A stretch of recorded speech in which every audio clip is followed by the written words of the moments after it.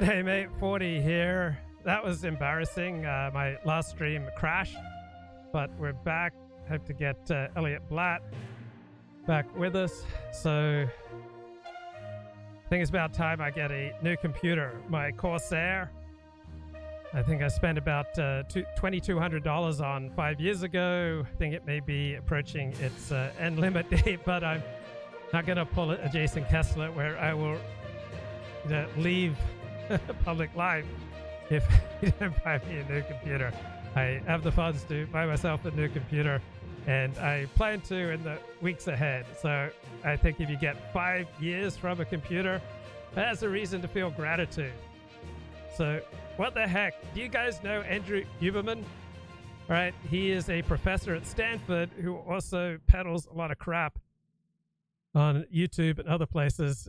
Here's a comic deconstruction. Ever since I started listening to Andrew Huberman, my life has changed for the better. The Hubes taught me that it's all about your morning routine. I immediately take a cold shower. I follow that up with a blender full of water without breathing. See, breathing that early in the morning is actually bad because it downregulates your body's receptors that it needs to be neurally activated. Then I go outside and I stare directly at the sun for at least 45 minutes. Then I do some grounding by touching my bare feet to the dirt, and my nipples, and my bare penis. By touching your bare body to the earth, you're actually recharging your lymphatic drainage system to be able to drainage lymphatically even more than it was before. Did you know that the human penis can go your entire lifetime without ever making contact with the earth? After that, I take another cold shower and I tell at least 19 more people about it. I take cold showers. I follow that with an 8-ball of athletic greens. Sure, it's more expensive, but it's 3 times more bioavailable than the leading cocaine. Then I spend about an hour physically assaulting myself. It helps keep my dopamine levels low so that I can stay grounded. Around this time in my morning routine, I do my darkness retreat. I lock myself in my closet for up to 45 minutes. Because when you deprive your body of its basic senses, you activate the metabolic catatonic cannibalistic frolic lymphatic system, which in turn expands the pipelines through which your mechanisms have the ability to function and science words. Okay, that's pretty awesome. I think pretty fair analysis of what's going on with Andrew Huberman. Ever since I started listening to Andrew Huberman, my life has changed for the better. The Hubes taught me that it's all about your... Okay, get a little media buzz. While I hit my level. Ahead, George Santos versus the media mob as he is indicted for fraud. The first 24 minutes of the CNN event was spent on 2 of Donald Trump's recurring subjects, the 2020 election and the Capitol riot, and that ensured a clash from the start. It was not a rigged election. It was not a stolen election. Can you publicly acknowledge that you did lose the 2020 election? Let me just go on. If you look at True the Vote, they found millions of votes on camera, on government cameras, where they were stuffing ballot boxes. All I have to stop you there because there is no evidence of that. Your own election officials testified to that. You have the Presidential Records Act. I was there, and I took what I took, and it gets declassified. Biden, on the other hand, he has 1,850 boxes. He had boxes sent to Chinatown, where they don't speak even English in that Chinatown we're talking about. I got to stop you right there. I would like for you to answer the question. Okay, it's very simple to answer. That's why I asked it. It's very simple to... You're a nasty person, I'll tell you. And CNN's own post-game show grappled with what had just happened. Mr. Trump's first lie was told just seconds into the night with his false familiar claim that the 2020 election was, quote, a rigged election. And the falsehoods kept coming fast and furious. Joining us now to analyze the coverage, Robbie Suave, senior editor at Reason Magazine. And in Chicago, Amisha Cross, political analyst for SiriusXM and WVON. Robbie, it was unwatchable at times. Did CNN underestimate the challenge of fact-checking Donald Trump in real time as he steamrolled Caitlin Collins, a sharp and poised but relatively young journalist? I think you can criticize the format to the end of the day. The fact the audience was Trump, people who like Trump, Trump sympathetic moderates and conservatives. So they didn't agree with the kind of questions she was asking. Those are not things the audience wanted to hear from the moderator. So it was a very weird juxtaposition, and I think it's fair to criticize that. However, the criticism we were hearing from AOC, from MSNBC, is the idea of doing it at all, which to me is crazy. Look, he's going to speak. He's running for president, whether you like it or not. Right. You can't shut him down. You can't keep him out of the dialogue. So that kind of criticism that this was dangerous, that this was, AOC almost suggested it was like re-traumatizing sexual assault victims, given the E. Jean Carroll verdict. To me, that makes no sense. That's just not living in reality. He's going to speak, and it's the job of journalists to talk to him. Yeah, that's why I led with it, because it seems to me that we've got a year and a half of this to go in the campaign. And, you know. Yeah, I'm not a big fan of trying to fact check people in real time. I think that's just awkward. I mean, where else do you see that happen? Right? I don't think it happens that She much. attempted to fact check, but she lost control of that room very, very quickly. And Donald Trump had an agenda, and his agenda was to go there. It was to reinvigorate that the 2020 election was stolen. It was to deny E. Jean Carroll that anything happened, that he even knew that woman, even though we heard what happened just the day before. I actually pinned an op-ed in Newsweek in the wake of that. And I think that at the end of the day, Donald Trump did what he wanted to do, but so did CNN. CNN's main goal here was to be a ratings juggernaut. And they used Donald Trump to get that. Donald Trump's main thing was to keep saying what he's been saying over and over again. 2020 election was stolen, that he's basically not guilty of anything anywhere, and, you know, throw out some barbs that are just patently untrue about abortion rights and other things. It was very frustrating to watch. Well, Trump came with a piece of paper in his pocket about the timeline of January 6th, so he was prepared on that. Now, everybody remembers January 6th. There were these chants of hang Mike Pence, and there was a gallows erected outside the Capitol during that riot. So Caitlin Collins asked the former president, Mike Pence says you put him in danger. Roll it. I don't think he was in any danger. Mr. President, do you feel that you owe him an apology? No, because he did something wrong. And Robbie, the wrong thing is that he didn't overturn the results of the Electoral College.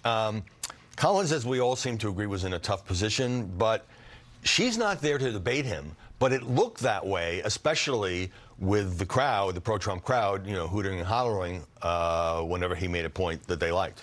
Right. I mean, look, she's not a conservative. I guess she kind of got slotted into this, because she worked for the Daily Caller a million years ago. But she's, you know, we know there are never Trump people who were once conservatives on cable news who just don't fit that anymore. That's her. If you had someone who actually understood where Trump's coming from and what his audience thinks, you could have pressed him even harshly on some of the things he said. He pointed to, you know, when he said the election was rigged, he then said it's because the Twitter files revealed this pressure and what social media had done, and the federal government was doing part of that. If you know more about his perspective, you could have pushed back and said, but those were your agencies. You were the president. You were in charge of all these people. You're saying the deep state is out to get you. Why didn't you rein it in? Why didn't you do the things you said you were going to do? But she doesn't understand. And I think that's something to ask him. That's what I'd ask him. Well, she doesn't know that. She covered the Trump White House. Apparently, the former president was comfortable with her. I don't know if he would have done it with some of CNN's. Yeah, so trying to fact check, I guess, in real time doesn't really make for a riveting show. It was kind of weird the way it went down on CNN. All right, let's get back to this terrific Rick Paulstein essay back from 2012 about the long con, putting the con in conservatism. So the con of selling 23-cent miracle cures for heart disease, right, inches inexorably into the con that selling minuscule marginal tax rates is the miracle cure for the nation itself. The proof is in the pitches, the come-ons, in which the ideological and the transactional share the exact same vocabulary, moral claims, and cast of heroes and villains. So I'm generally right-wing, generally far more sympathetic to the conservative perspective than the liberal one, but often I have to hand it to the left and go, oh, this is, you know, there's some thoughtful critique here of what's going on in right-wing media. Dear fellow conservative, you know which special interest has given more money to the Obama and Clinton campaigns than any other? If you guess trial lawyers, well, that's too easy. But can you guess which special interest came in second? Labor unions? No. The Green Lobby? No. AARP? No. NEA? Niet. Give up? Okay, here's the answer. Wall Street. That's right. According to CNN, Wall Street securities and investment firms have given over $35 million to Democratic candidates this election cycle. You've been wondering why the financial industry has been in meltdown, taking your 401k or investment portfolio down with it. Now you know. Let's face it, the former frat boys who populate Wall Street today understand economics as well as the pinko professors whose courses they saw through. I mean, remember when Silicon Valley Bank went broke and right-wing media was just so invested in blaming the demise of the bank on its diversity, equity, and inclusion initiatives. And those initiatives may have played a role in the fall of the bank. I don't think you can seriously argue they were the main reason. So trusting these Wall Street frat bros with your money is like trusting Bill Clinton to babysit your underage niece. but I know someone you can trust to manage your investments. His name is Dr. Mark Skusen. That's doctor, as in PhD in economics. Right, for the past 28 years, subscribers to his investment newsletter, forecasts, and strategies have profited enormously from his uncanny ability to predict major market trends before they happen. So this letter is signed by Ann Coulter, and truth be told, it reads like she wrote it. It is a perfect portrait of the nether region of the right-wing con. You got figure, politics, trading places with ground, commerce, a dizzying dozen times over in the space of just these several paragraphs. There is the bizarre linguistic operation that turns liberal, pinko, into a merely opportunistic synonym for stuff you don't like. There's the sloganeering alchemy that conflates political and economical magical thinking. Freedom! There's the shorthand invocation of Reagan hagiography, and then presto, the suggestible readers on the receiving end of Coulter's come on, meant to realize that they are holding the abracadabra solution to every human dilemma. Vote out the Democrats and subscribe to Mark Skusen's newsletter for investors while you're at it. So there's a kind of mystic wingnut, great circle of life aura to this stuff. So Mark Skusen, a Mormon, is the nephew of W. Cleon Skusen, author of the legendarily bizarre John Birch tract The Naked Communist, which claimed to have exposed the secret 45-point plan by which the Soviet Union hoped to take over the United States government. Among the sinister aims laid out in this document: gain control of all student newspapers, eliminate all good sculpture from parks and buildings, and substitute shapeless, awkward, and meaningless forms. So upon its publication in 1958, the president of the Church of Latter-day Saints recommended that all members read it. Mark Skusen is also the author of a book called Investing in One Lesson, which cribs its title from the libertarian tract Economics in One Lesson, distributed free by conservative organizations in the millions in the 1950s, 60s, and 70s. Ronald Reagan was a big fan. He also founded an annual Las Vegas convention called Freedom Fest. 2012 keynote speakers included Steve Forbes, Grover Norquist, Charles Murray, Whole Foods CEO John Mackey. Right, bills itself as the world's largest gathering of right-wing minds. So here's another signal facet of the conservative movement's long con, convincing its acolytes that they are the true intellectuals, that anyone to their left is the mere cognitive pretender. Will this 3-minute video change your life? You can read on Freedom Fest website. Because 3-minute videos are exactly how intellectuals roll. Click here to learn more. So the oil field in the placenta is another perfect melange of right-wing ideology and a right-wing money con. It begins with a signal ideological lie that stem cell research represents an outrage against the right to life, but the cultivation of embryos for in vitro fertilization does not. Then pulls the mark along with a right-wing fantasy that energy independence is only one miraculous technological breakthrough away. Right, but the developments of already existing alternative energy sources don't count as one of those breakthroughs. Then makes its own sort of internally coherent sense when you consider the salesman James Davidzon, founder of the National Taxpayers Union, a Richard Mellon Scaife-funded enterprise that gave Grover Norquist his start as a professional conservative. Davidson himself is the producer of Unanswered, The Death of Vincent Foster. So he told the Washington Post, there is overwhelming evidence that Vince Foster, the Clinton aide, was murdered. They have reasons for why they don't want this to come out. Obviously, there's something big that they are trying to protect. Now, how do these childlike appeals work their magic? Well, you need to invoke the conservative movement's childlike heroes. The Gipper, Ronald Reagan, appears another splendid specimen received by Human Events readers. Right? And Human Events is exactly where Ronald Reagan himself got a lot of the made-up stuff that he spouted across his entire political career. So when President Ronald Reagan got cancer during his presidency, this one begins, the great German doctor Hans Nieper, MD, treated him. It would have been front-page news if it hadn't been hushed up at the time. German doctors cook cancer out of your body while you nap. Many American cancer patients lose their hair and their vitality, but Reagan kept his famous pompadour hairstyle. He also kept his warm smile and vigorous style. Click here to request German Cancer Breakthrough, a guide to top German alternative clinics. Reagan lived for another 19 years. He died at age 93 and not from cancer. So these miracle cures, get-rich-quick schemes, murderous liberals, the mystic magic mirage of a world without taxes, those weapons of mass destruction that Saddam Hussein has hidden in the Syrian desert, finally they all connect.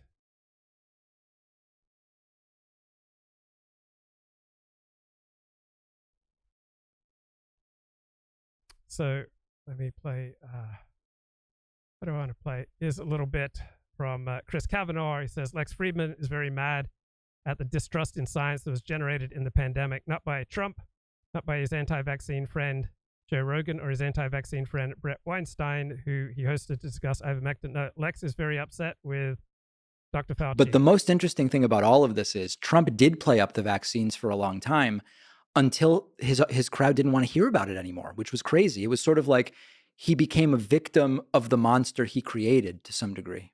One of the effects of all this that makes me truly sad is this division over the vaccines has created distrust in science. Yeah. And also what makes me sad is the scientific leaders, Anthony Fauci being one of the representatives of that community, I would say completely dropped the ball. In what way? They spoke with arrogance. They spoke down to people. They spoke in a way that a great scientist does not speak, which is they spoke with certainty, without humility, like they have all the wisdom and all of us are too dumb to understand it, but they're going to be the parent that tells us exactly what to do, versus speaking to the immensity of the problem, the deep core of the problem being the uncertainty. We don't know what to do. The terrifying thing about the pandemic, we don't know anything about it as it's happening. And so you have to make decisions. You have to take risks about, well, maybe you have to overreact in order to protect the populace.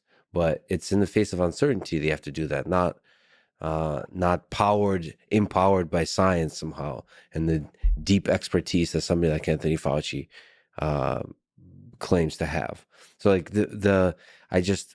I'm really troubled by the distrust in science that resulted from that, and that you have to blame the leaders. I mean, to the degree leaders take responsibility, and I think Anthony Fauci was the scientific leader behind the American response to the pandemic, and I think he failed as a scientist, as a representative of science.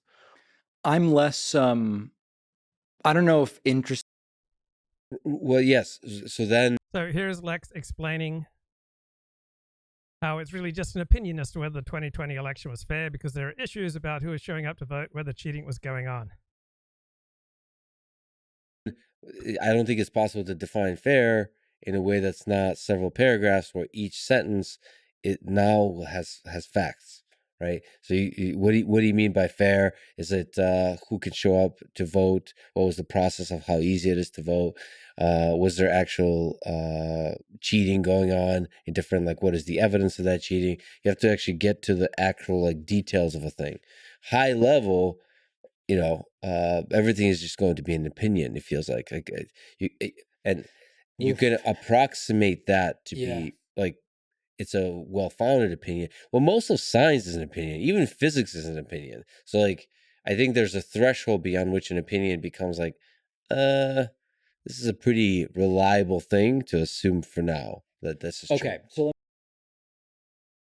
All right, so this is from the Twitter feed of Chris Kavanaugh, kind of a center-left academic based in Japan.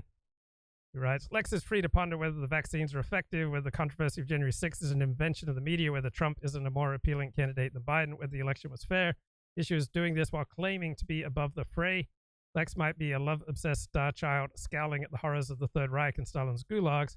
He's also a sponge for right-wing partisan rhetoric and hero worships a bunch of conspiratorial blowhards who likewise believe every right-wing conspiracy they bump into. Help get a handle on the pandemic, Lex has RFK Jr.'s book on Fauci on his reading list. Same book Joe Rogan was recently promoting is opening his eyes as to what was really going on in the pandemic. Also note how little research Lex has done into RFK Jr. I don't find it super interesting. I don't find it worthy of that much discussion.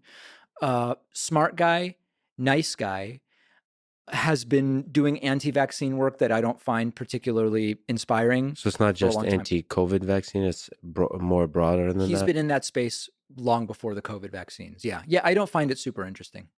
Well, he also wrote the book, The Real Anthony Fauci. Is that the name of the book? Did he write that? That's interesting. I don't know. I'm not sure about that. I'm aware of that book. I didn't know he wrote it. I think but it's been on my reading list to get. I've been trying to get a good balanced reading list about the COVID pandemic, to understand what the hell happened. And anytime I start to try to go into that place, it's just, I'm exhausted by it. Well, it's interesting to me that you wouldn't wait longer before delving into those books to have maybe a more clear hindsight. But I think this is a pretty good time. You don't think so? Like this is... All right, that's David Pakman there interviewing Lex Friedman. Scroll through Chris Kavanaugh. His Twitter feed, he says the most important thing about the new Twitter CEO is that it's not David Sachs. And then finally, blocked by Jordan Peterson. Was wondering what, but since he didn't even block me. Now remember, I noted Jonathan Pageau's partisan conspiracy tendencies. Let's have a look here. Chris Kavanaugh, just a reminder that the Peterson verse isn't just fond of symbolic exegesis on demons and egregores, but also right-wing partisan conspiracy theorists. What else is going on here? Okay. At least we'll always have the memories. John Peterson responds to Chris Kavanaugh, aren't you quite the smug judge? Chris Kavanaugh tweets, guilt by association or making reasonable inferences based on someone's questionable judgments and chosen social network. Showing Jordan Peterson with Jonathan Pageau. Is it Mike Lindsay? What's going on here? And Kavanaugh says, to be honest, mostly I'm just preoccupied by my quest for revenge against God for the crime of being. So that was Jordan Peterson's analysis for a lot of left-wing social protests. It's a quest for revenge against God for the crime of being. And Jordan says, that's far more true than you might think, with all due respect given to the brilliance of your oh-so-sophisticated, ironic stance. Okay. Let's get back to this terrific Rick Polstein essay in The Baffler. You know, it's lying is an initiation into the conservative elite. It's like multi-layer marketing. The ones at the top reap the rewards, and then they preen, pleased with themselves for mastering the game. Closing the sale is mainly a question of writing out the lie, showing that you have the skill and the stones to just brazen it out, and that you are savvy enough to ratchet up the stakes higher and higher, sneering at or ignoring your earnest, high-minded Mandarin gatekeepers. Got one Romney aide saying, we're not going to let our campaign be dictated by fact-checkers. It's another part of closing the deal. For years now, the story in the mainstream political press has been of Mitt Romney's difficulty in convincing conservatives finally that he's truly one of them. For these elites, his lying, just so dismaying to the opinion makers of the New York Times, is how Romney has pulled it off once and for all. And at the grassroots, his fluidity with their preferred fables helps them forget why they never trusted the guy in the first place. That essay was written back in 2012. All right, a little bit more on the ludicrous nature of the Dinesh D'Souza documentary 2000 Mules. While hiding behind a smokescreen of incredibly serious allegations. After the intro is over and the cinematography takes a back seat, we meet the parties involved. This is where the film actually does do a very good job at painting a compelling picture, and the first 40 or so minutes is honestly very strong. In those 40 minutes, we meet the architects behind an organization called True the Vote, and True the Vote is an anti-election fraud initiative founded in 2009.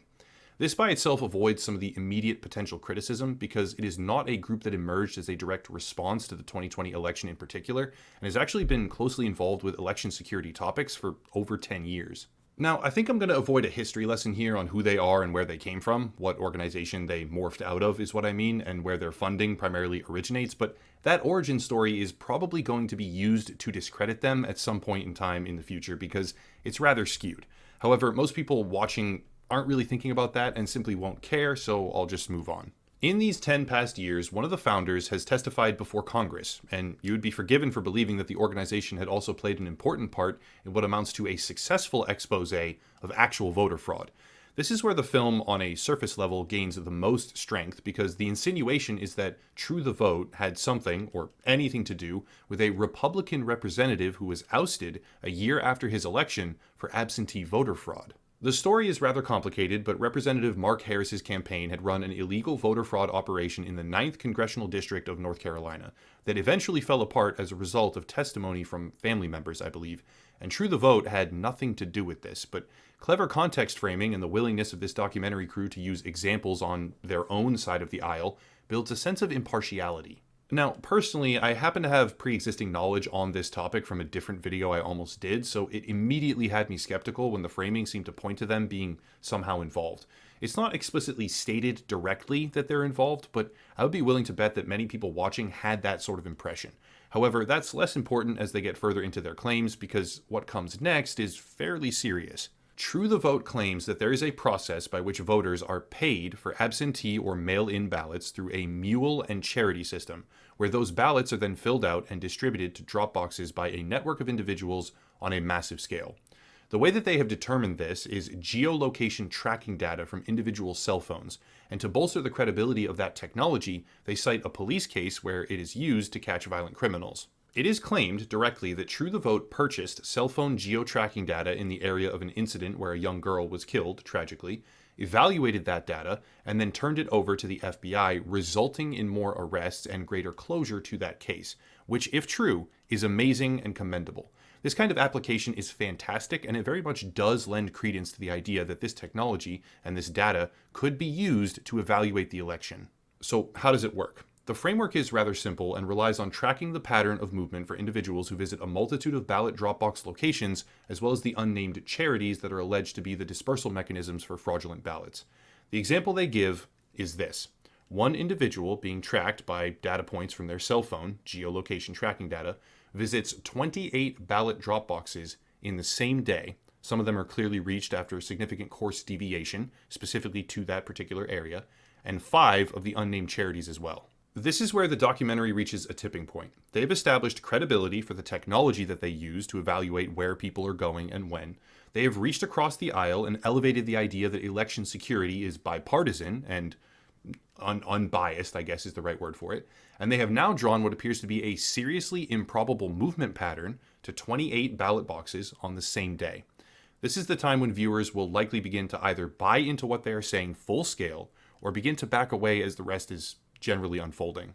What follows next is a buckshot approach to the data where they jump from a single individual and highly suspect pattern of movement on a particular day to the hundreds, even thousands of similar cases that they saw in major swing state regions. I'll spare everyone the details of how many they allege and in what particular locations, but a spattering of important counties are claimed as having a great many similar patterns where individuals are visiting 20, 30, even 50 ballot drop boxes on the same day or the same night. Now, by itself, in my opinion, this is worth digging into, but they go further. Through a request process, True the Vote was able to acquire official state CCTV footage of these boxes in specific areas that reveal exactly what some of these individuals were doing when they visited. They were not able to get footage from all of the states that they looked at, but for some, they were allowed through a public request process to.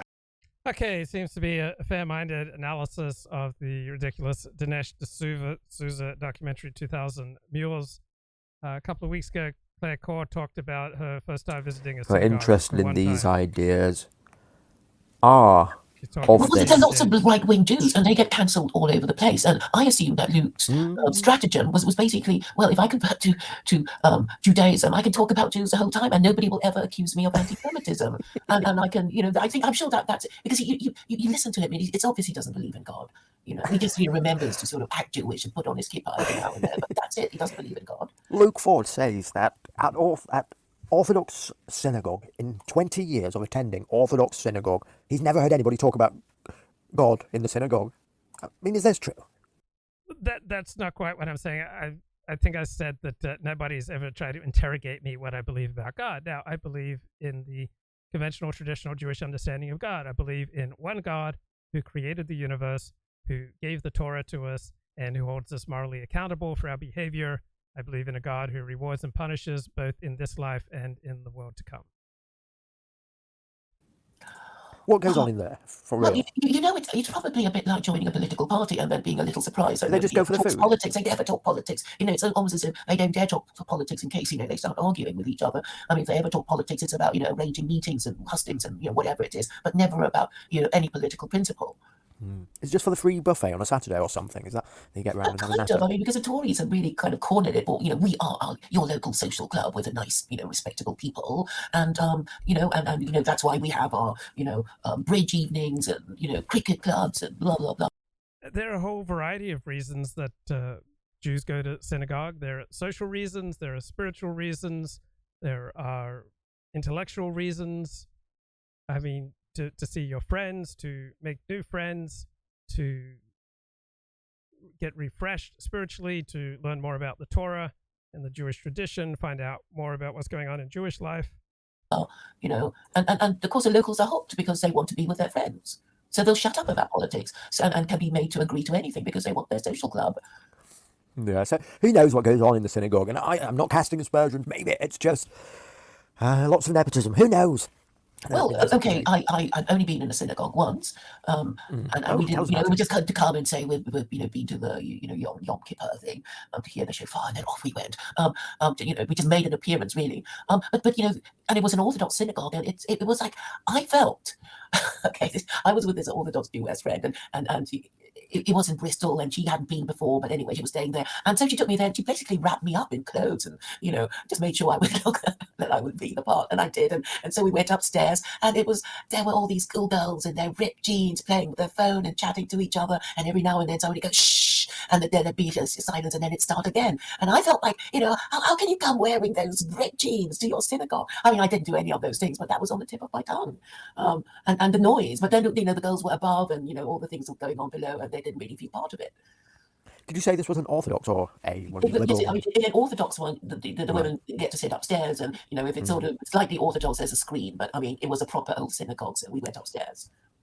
And it's separate floors, or do you look down upon the men? Yes, you look down upon the men, and it was like the usual rabbi was away, and it was this sort of junior caretaker rabbi, telling jokes. And it was like, what's that? I expected something more serious, and but it was really terrible. I thought anyway. Well, anyway, this is what Luke Ford said. 20 years of going to synagogue, he says nobody's ever asked him if he believes in God. So it's actually rude to ask that. I mean, you don't go to church and ask people if they really believe in God. They tell you to fuck off, wouldn't they? Well, I mean, okay, imagine going to, I don't know, the Tory party, bridge evening and asking people if they're really Tories. Yeah, but there is... Yeah, you don't get interrogated about your religious beliefs when you go to synagogue. It's fun. There is this strange thing that Luke Ford tries to explain in that being an Orthodox Jew is about observance and not about belief.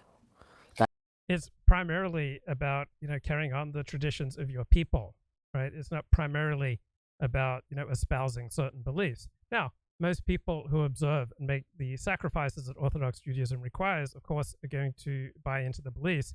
It'd be very hard to sustain Orthodox Jewish observance if you, in the final analysis, did not believe in the God of the Torah. That you can be an Orthodox Jew and you can be a convert to Orthodox Jew, and all you have to do is observe the rules, and nobody gives a shit about what you actually believe. Yeah, because they can't read your mind, and the presumption is that you're doing it because you believe. Otherwise, why are you doing it? Oh, okay, maybe you're doing it to please your parents and family, or you're pleasing it to because you married into a Jewess or a Jew, and you're doing it.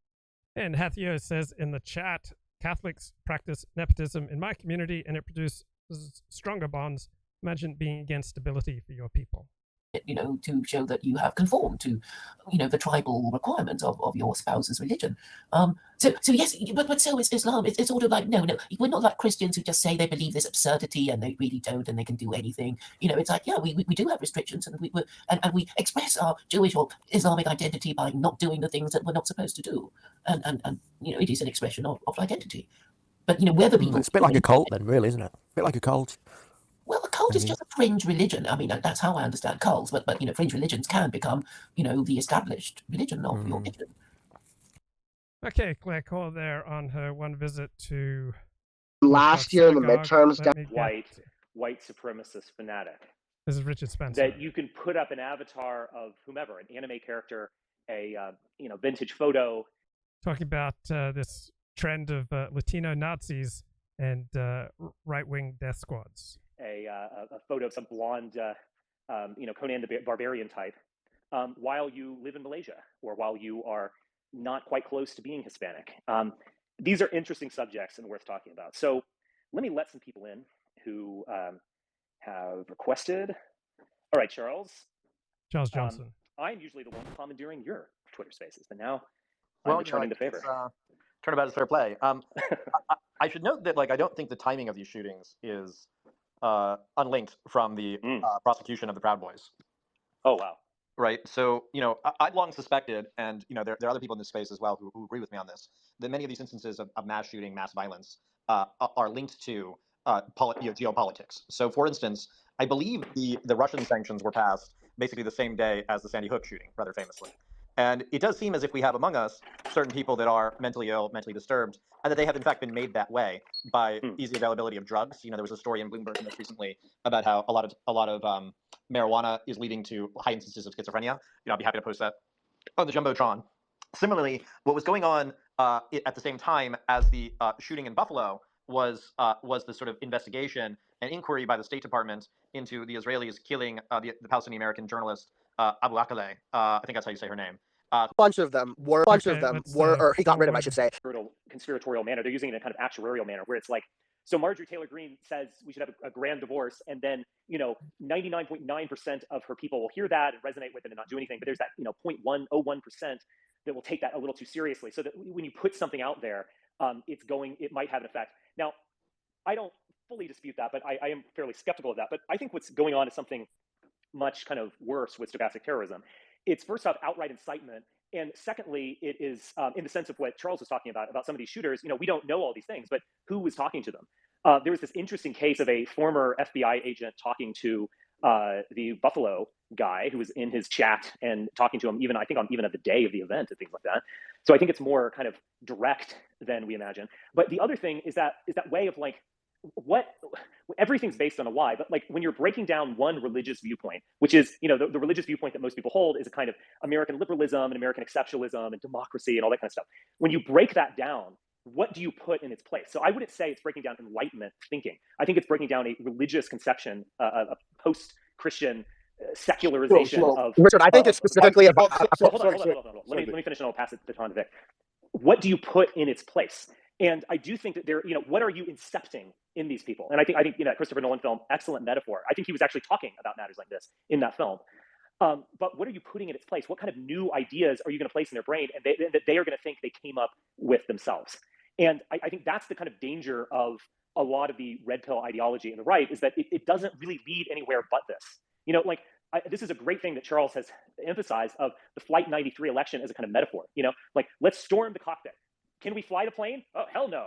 Are we going to probably crash anyway? Yeah. But let's just do it. That incepted the idea of January 6th in the minds of millions of boomers. That article, which was passed around like gangbusters, a month before the election. That incepted that idea that we have to do something. You have to take action, even if that action is stupid and pointless and damaging. Sure. Can I add something? Because sure. I read. Okay, the Flight 93 election was written by Michael Anton. Oh no, it's crashed. I was about to bring you insights from this show that would forever change your life. Or the gold stuff as a way of it. Welcome.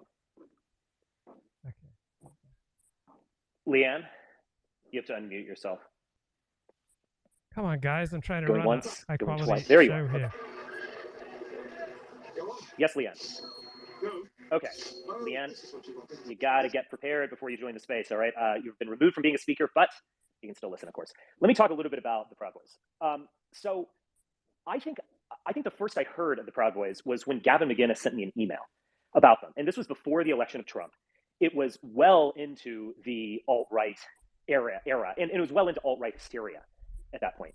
And Gavin sent an email to Peter Bremelo, Jared Taylor, and myself. And it was a very brief one. I actually read it in my audio essay thing, my audio journal. And it basically said, oh, hey guys, I just want to let you know that I'm starting this group called the Proud Boys. And you guys are welcome to kind of participate to some degree. I think he invited us to his Facebook group, which, I would rather go to the dentist, I think. But nevertheless, he almost wanted to kind of run it. I mean, he'd run it by us or kind of get the goodwill of, the top white nationalist ideologues of the alt-right era. And he said, oh, we're a multiracial group, but, we think the West is best, and the West was created by white men. So, basically we're a white nationalist group, although we're going to allow in all these other people. that's the way that he pitched it. He certainly didn't pitch it as an army or as violent. Now, Gavin McInnes on his program, the Gavin McInnes show and any various programs, and full disclosure, I went on his Gavin McInnes show a few times, probably 3 or 4, maybe more times. And I did not witness this myself, but I've seen clips. You cannot deny this. The guy is frankly calling for violence. There is no other way to interpret what he is saying. He basically says, if you see someone who looks like Antifa, go punch him in the face. We need to strike first. You don't need to defend yourself. Many of us are going to go to jail. Many of us are going to die. That's all right. You've just got to go do it. It was that Flight 93 stuff, on steroids, basically. So the notion that Gavin keeps telling everyone that he created this little drinking club and it got out of hand and so on is complete nonsense. I mean, if anything, Gavin was far more violent than the people who were joining his group, at least at the beginning. That's what I imagine. Again, I've never attended a Proud Boy gathering. I've never, I went to only one, and it was extremely not lady friendly, as you might imagine. And, and he's going for a gay club, and I don't think you're totally wrong about that. Right. Well, I'm sure there were gays in there. I remember seeing these things of like the Proud Boy blog where they were like promoting trannies, or I should say, I should say transsexual Americans. I really don't want to get banned. Don't want to use casual language like that. They were promoting transsexuals who were like saying, I'm right wing, I love Trump, and I'm a woman, and blah blah blah. And so it was very open. Now they also allowed in any religion except Islam, at least at the beginning. So they had kind of a residue of that 2000s era anti-Islamic stuff going on. But it seemingly you could be atheist, Christian, Jewish, Hindu, whatever, and you could join. And I think that was very true. But again, Gavin was calling for violence quite directly. He was opening things up, and there was a real proletarian quality to it. I'm sure there were gays involved, but my reading of the vibes was that it was very working class, and it was a lot like TRS or the right stuff, kind of this bombastic, reactionary, overweight crank. We're really attracted to the Proud Boys. There's probably a huge amount of crossover. I actually heard this. There was a huge amount of crossover between TRS and the Proud Boys. And so you already see here, they're kind of opening up to the Hispanic right-wing death squad. Like they would be totally cool with that. Oh, you're Catholic and you hate black crime and you hate the Democrats and blah, blah, blah. So fast forward a little bit, there was some street scuffles or fistfights that went on, and they got pretty violent, and Gavin decided to back away. Now, he said that his reasoning was that he didn't want there to be an actual leader of the group so that it couldn't be called a gang. So I think this was all just bullshit, effectively. I mean, a gang, I don't know. In a way, gangs don't have leaders. They might have an alpha somewhere, but they're real, it's real consensual. An organization, of course, has a hierarchy and a leader and an owner and all that kind of stuff. So I don't know what the hell Gavin was talking about. He was, in a way, inspiring it to be more of a gang, and he installed a leader right after him. So basically what he said was nonsensical. And he inspired Enrico Tarrio, who was mentioned earlier. I didn't know anything about Enrico Tarrio's background. I learned later that he was federal informant of some kind. He's now going to... Enrique Tarrio. Yes, he was involved in some drug sales back in the day. As he explained it to me, he was stealing or pilfering some kind of drugs that he was also selling on the street. And that's when he went to federal prison. And he was a federal informant involved in basically catching other people who were involved in the drug gang. Right. Yes. A wonderful gentleman, in other words. And I would say he is quite charming in person as far as these things go. But yes, go ahead. Well, I've never met him, and I'm glad that I've never met him. No, I could see. Let me put it this way: I could see how he could persuade a bunch of men who are kind of natural betas to do stupid, crazy things. I mean, he's. Right, this is Chuck Johnson here speaking with Richard Spencer. Yeah, he is quite charming and able. I mean, he is the center of every room he walks into. He's like one of those charming Hispanic types. Interesting. He was an Antonio Banderas of the kind of. Yes, I mean he is the squad class. Yes, he is the type that would inspire you to follow him. And I myself don't really go for that. And I was like, holy shit, this guy's very persuasive when I last spoke to him like maybe 3 or 4 years ago. And I remember thinking to myself like, this guy's clearly like up to no good, and I need to stay away from him. Yeah. Interesting. So anyway, he gets installed, and so you already have a Hispanic face to a white nationalist organization. So all of this talk about Hispanics can't be involved in this kind of stuff is bollocks at this point. I mean, it's already happened. In fact, Hispanics are in this case quite literally taking the lead of violent right-wing organizations. They're doing the job that white Americans won't do, right? Yeah, exactly, as they are wont to do. And it's interesting also with Gavin's stuff. So Gavin, he's made all these curious statements that looked at retrospectively might be revealing. So when he was working for Rebel Media, he went to Israel, and he and Faith Goldie were doing this kind of like jerk off session for Zionism, basically just how great it is and wonderful. It's so right wing, and everyone here loves Trump. And it was very much of the kind of Rebel Media 2016 vibe. And at one point, Gavin McInnes said, I can't believe that they hate us MAGA people because I'm a Nazi for Israel. And it's a curious turn of phrase. Now, Gavin obviously is a pretty outrageous guy, and I can see him saying some silly thing like that, where he's both kind of being politically incorrect while being outrageous all at the same time. But I wonder, how literal that statement was, in fact, him being a Nazi for Israel, as it were. And we should probably think about that and take his words seriously. But there is no doubt. I mean, I have gotten to the point where I would poo-poo all of this kind of liberal hysteria about, say, Russian interference or, these alt-right groups being terrorist organizations. I would probably poo-poo those, 5 years ago and just basically like, no, these are organizations, these are Americans working for a political goal. You can't just shut us up by using the T word, that is terrorist. At this point, I mean, I have a very different perspective on this. I mean, what exactly is the point of the Proud Boys outside of violence?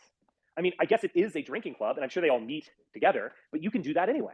And I actually spoke to a young woman who actually lives in Portland, and she was just telling me all of these, squalid and hilarious stories about the Proud Boys' battles with Antifa in Portland. It's just this, it resembles, and it's exactly like gang warfare.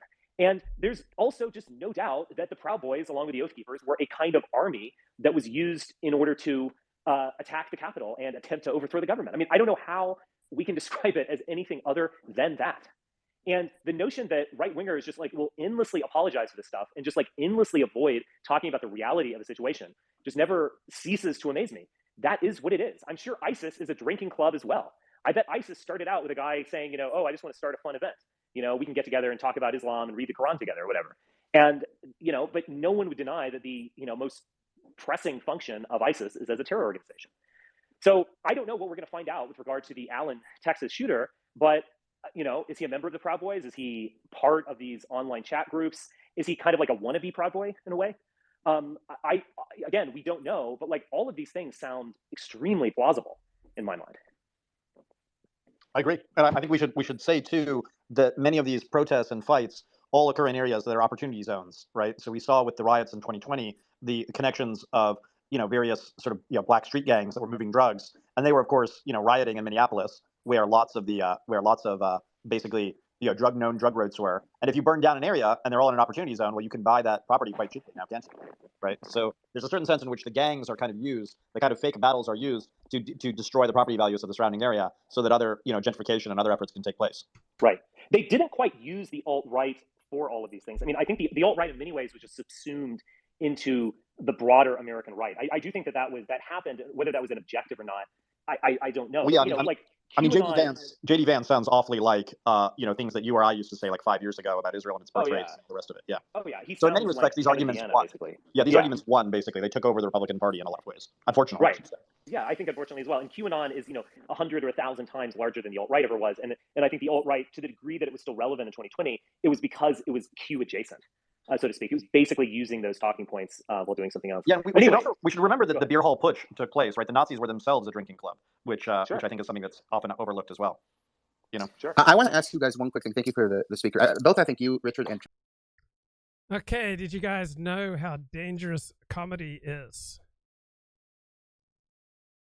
So many people so easily offended. Joining us now from New York, Kat Timpf, Fox News analyst and Gutfeld regular, and author of the new book, You Can't Joke About That, Why Everything is Funny, Nothing is Sacred, and We're All in This Together. So, Kat, you were a young, struggling stand-up comic. You met a guy who said you might be able to make some money at Atlantic City Club. You took the bus to the hotel. They said there were no more rooms available, so you had to share one with this creep. Then what happened?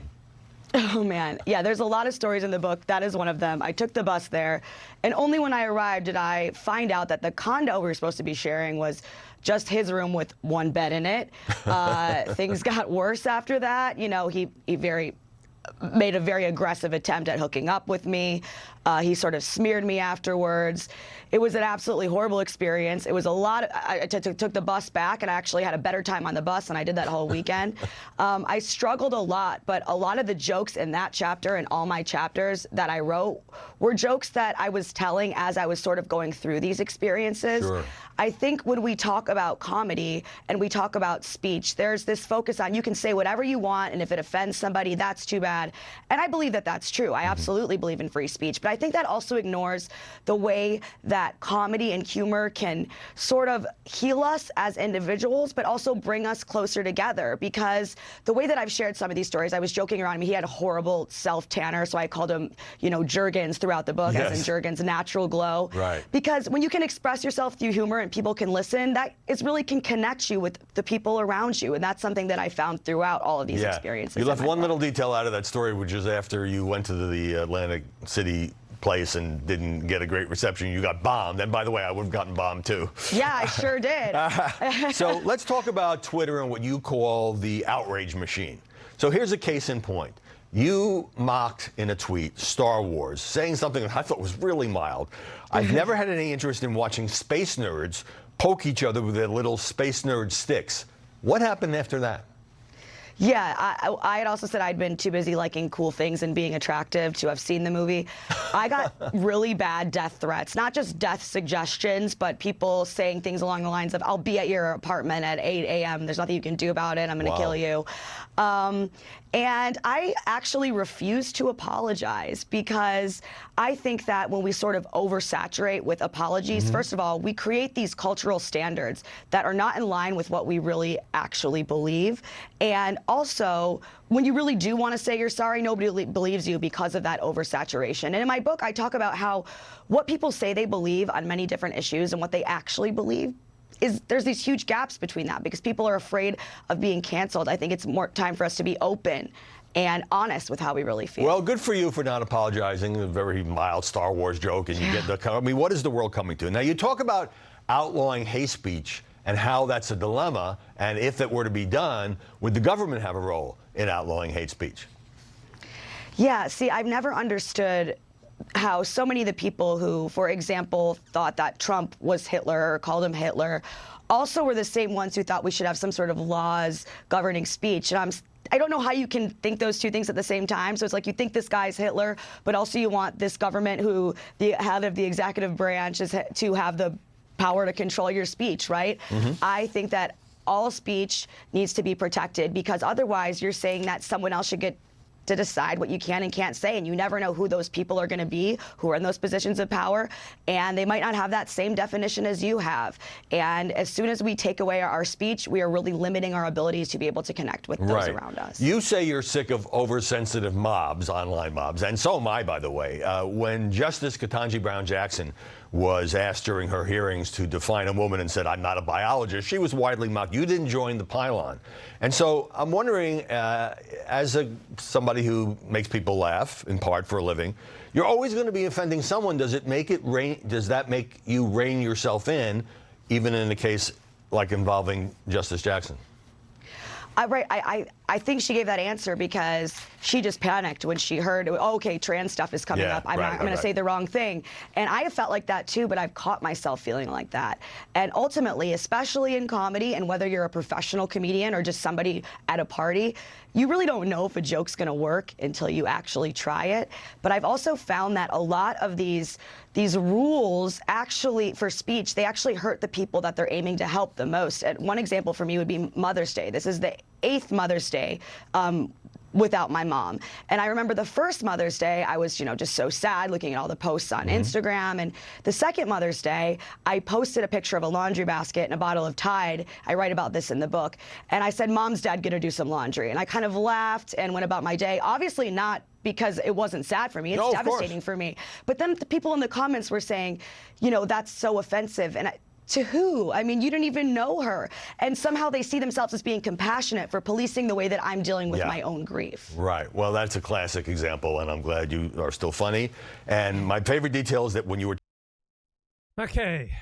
Let's play a little Jean-Francois Garapi here talking with Richard I did Spencer. it. He's the most self-centered person ever. But anyway, he said that now we got rid of Roe v. Wade, so now we have a bargaining chip. Now we have leverage to He's talking about Donald Trump. Negotiate. So and then he was asked many times, like, by Caitlin Collins, will you sign an abortion ban of 6 weeks or something like that? And he just won't answer it.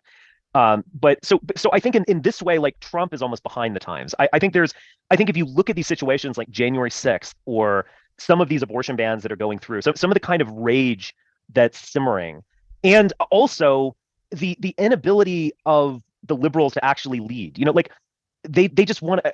One thing I noticed after this town hall, to bring it back to mundane things that are happening today, is that, like, so much of the liberal criticism is just so dumb. Like, I saw a clip of AOC and she's saying, by allowing Donald Trump onto CNN, you endangered a victim of sexual violence. So her argument is literally that Jean Carroll is going to be attacked or something because of a town hall debate. Like, she can't make a serious argument that isn't about some personal harm avoidance of a victim, in this case, women. That's even how she understood J6. I'm not even sure someone like I think that J6 was, in fact, a threat to democracy, as we know it, at least. It was very democratic in its way, but it's a threat to the status quo democracy.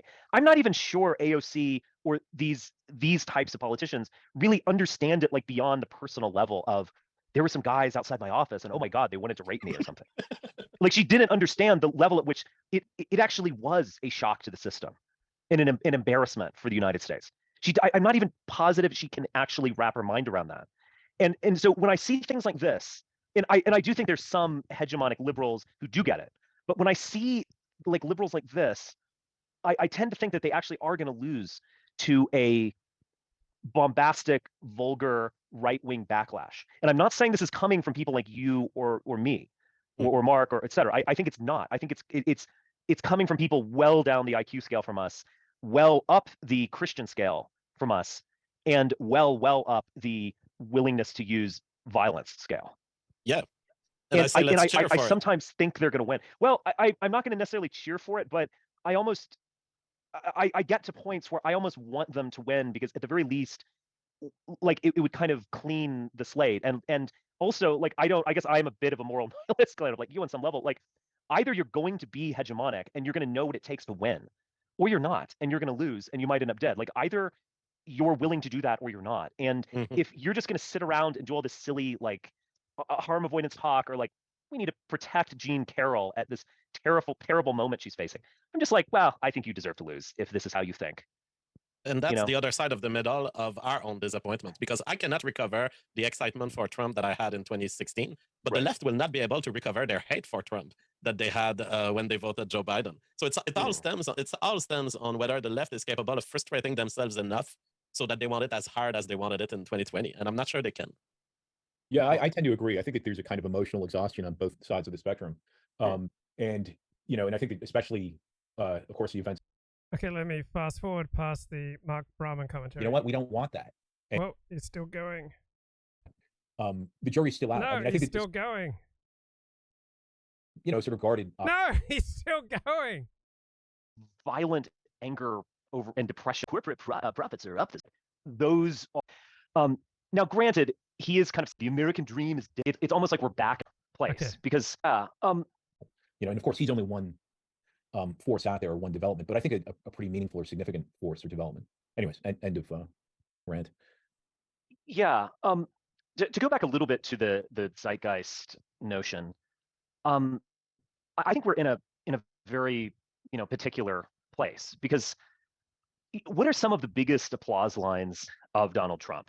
And in getting back to what we were talking about an hour or so ago, of how it's almost like we're back in 2016 and we've forgotten that he was president at some point. His big applause lines are like, our country is dead, the American dream is dead, Joe Biden has destroyed everything, you have no hope now. You're a nasty woman. And yes, you're a nasty woman. Now, granted, he is kind of saying, you have hope with me, or I alone can fix it. Or he's the CNN town hall is the first time that I remember in years watching Donald Trump be funny again. So yeah, it does have some of that 2015, 2016 energy. Offering some kind of answer. But it's interesting that those are the applause lines. Like, that's how you motivate people more. And the conventional Republicans who want to just talk about, like, well, corporate profits are up this year, so we're all doing better because of it. That just doesn't work. And so there is a kind of like violent anger over and depression on the right. But I think there's also an issue of like the absence of a vision or a utopia on the left. And I think, and I'll describe that in two different ways. So I think in this weird way, if anyone actually has a utopian vision on the left, it's Joe Biden. And I kind of mean that seriously. It's not like he imagines, techno future or something like that, but he basically imagines a functioning middle class America a lot like his childhood. Mm-hmm. And factories, production, intact families, etc.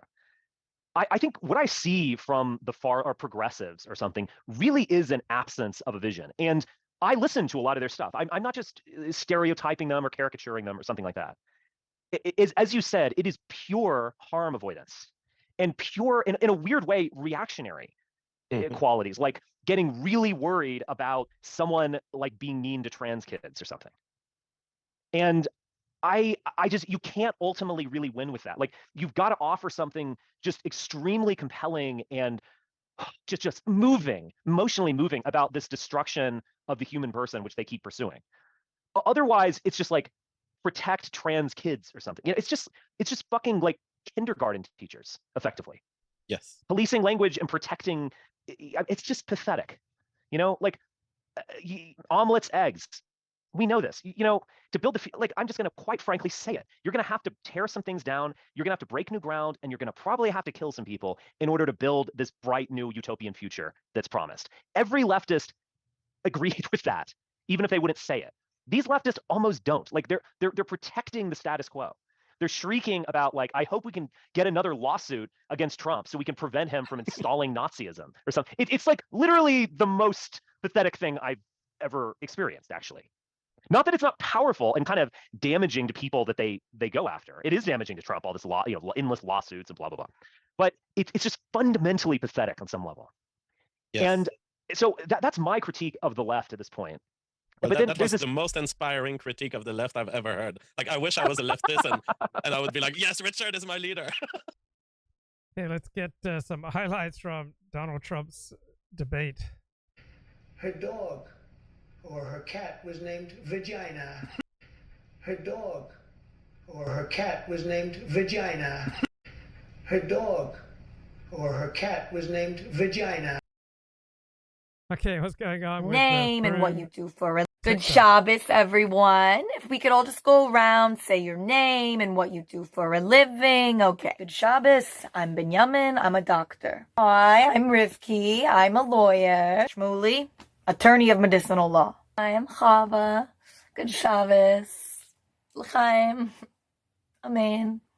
Salah. And what do you do? What do I do?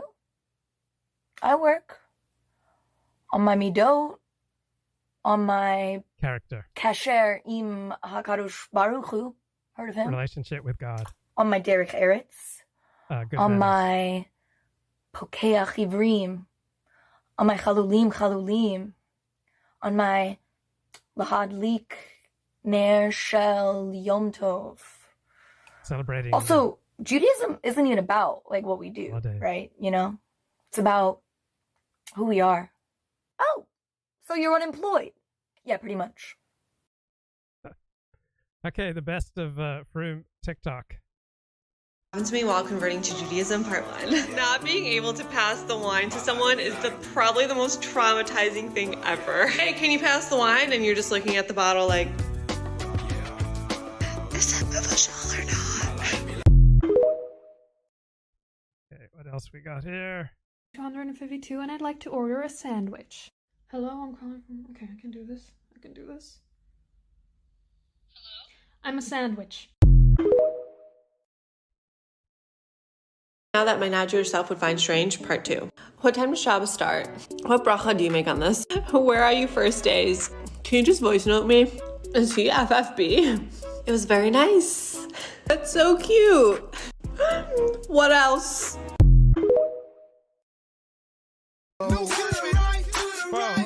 Wait, don't give me this copyrighted music, man. Wow, she's really learning to daven.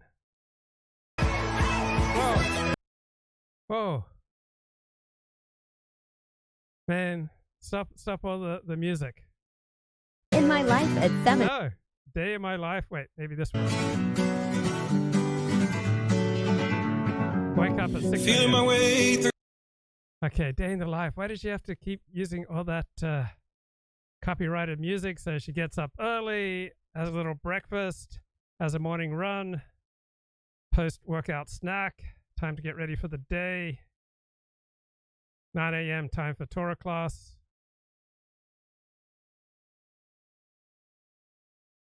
Man, wish I could play the audio. A lovely classroom, looks like in Jerusalem. Here from 9 to 1. Maybe this is where she's learning Hebrew, 1 hour for lunch, afternoon classes from 2 to 5. Maybe there's another video here. This time last year, I had my last meeting with the Beis Din. It was right before Pesach, and they told me, after Pesach, contact us, and we will schedule the next steps of your conversion, which was the end. After Pesach, there was some issues getting in touch with the Beis Din, and I had to wait. 5 weeks went by, and I finally got back in touch with the Beis Din, and we scheduled my conversion date.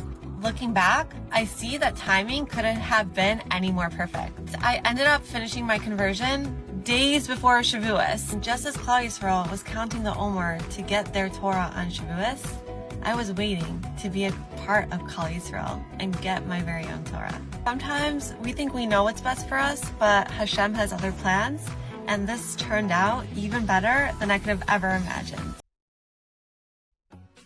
All right, getting up 3:30 a.m. to daven at the Kotel, the Western Wall. We're going to Nate's this morning. Earliest time that you can pray. 4 a.m. We're catching the 4:32 bus, and we're on our way to the Kotel.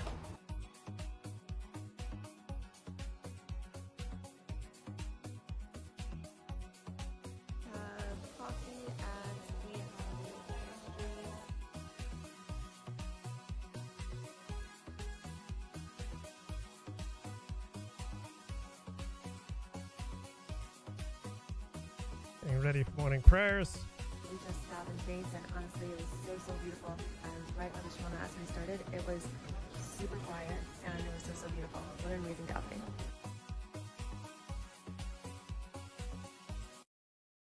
Oh, come on. So she went from a bartender to a convert to Orthodox Judaism. So she had to change her entire wardrobe.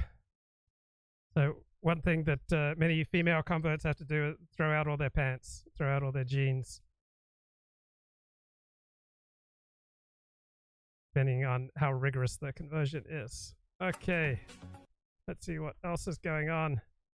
The Froom TikTok. The mikvah, and we're going to give a tour. What a woman does step by step in a mikvah. Going to mikvah is so private, so they really ensure that here. They have everything electronic. You enter through a phone number. They have an underground garage. This I love. You're welcome with the day of the week on the mat. Be separate from your husband for 2 weeks, and it's a beautiful mitzvah, but it can be really tough. So going to mikvah is like exciting. This is genuinely one of the most beautiful mikvahs I've ever seen. Sometimes many women are going on the same night, so they have a beautiful waiting room. Actually, we rarely ever use it. It is so private that with 28 prep rooms, it's very rare that women have to wait.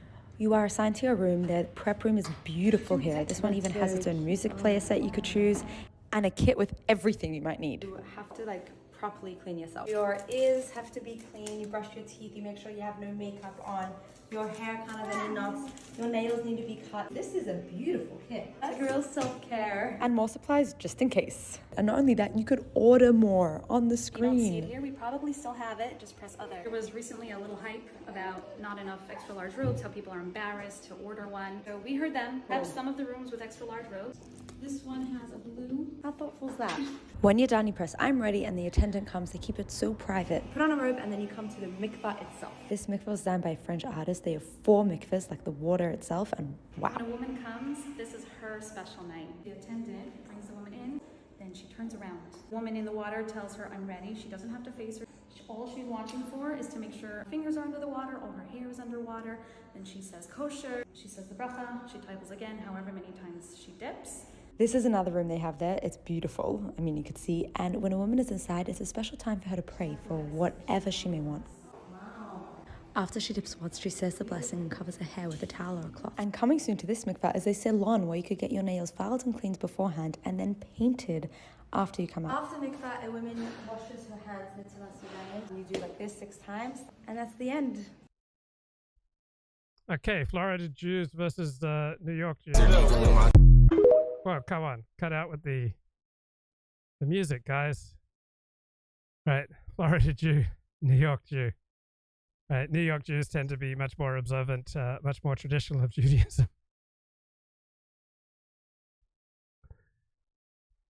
Eric Adams, mayor Based of on that New York. answer, you can tell the society, you can tell the tribe, you can tell the town, the village, the city, and the nation.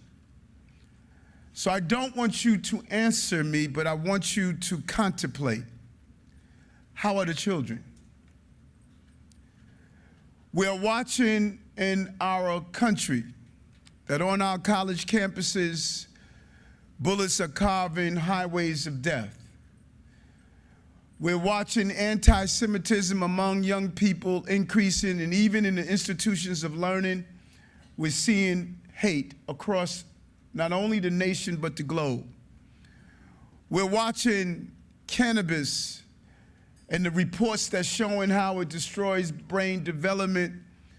We're watching fentanyl use being in parts of our city that we've never witnessed before. Overdoses are on the rise. Depression among young people are increasing. Suicidal thoughts are increasing. Young girls are watching social media take away their natural ethnic beauty and want to have plastic surgery at 10, 11, and 12 years old. TikTok is showing our children how to steal cars and how to have games to harm themselves. The same TikTok version that you can't see in the country that created the TikTok in the first place. How are the children? The children are in a state of despair at an epic proportion. But instead of us focusing on how do we duplicate the success of improving our children, we attack the yeshivas that are providing a quality education that is embracing our children.